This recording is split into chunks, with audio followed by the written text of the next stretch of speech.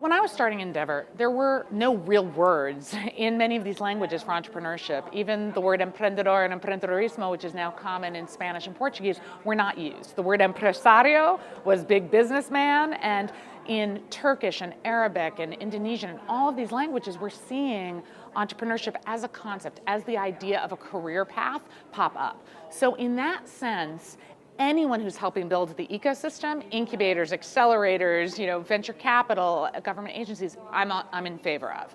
Having said that, I think we as a society are now overemphasizing the startup phase. And at Endeavor, we're really focused on that critical scale up. Why?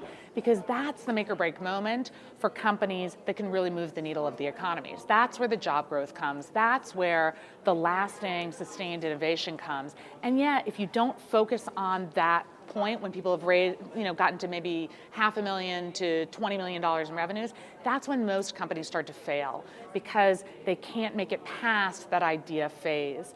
And how you take founders and help them transition into leaders and managers and build a team that's right for that next growth phase is something really critical, and we feel the mentorship needs to come in that phase and not just at the startup sexy period. I disagree with the World Bank Doing Business report that says the #1 barrier to entrepreneurship is the number of days it takes to start a business.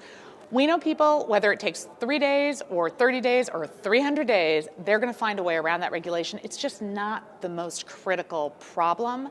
And I think that when we focus too much on the policy angle of things, I think we're missing the virality of entrepreneurs. And really it's about creating a culture that encourages a little bit of the risk taking, that allows for some failure, that encourages people to give back and stay in that ecosystem and not move. And so things that I would say make your city attractive. We know that economics are now being done at the city level. That's why Endeavor is now in US cities as well as countries, because it's a city-based issue.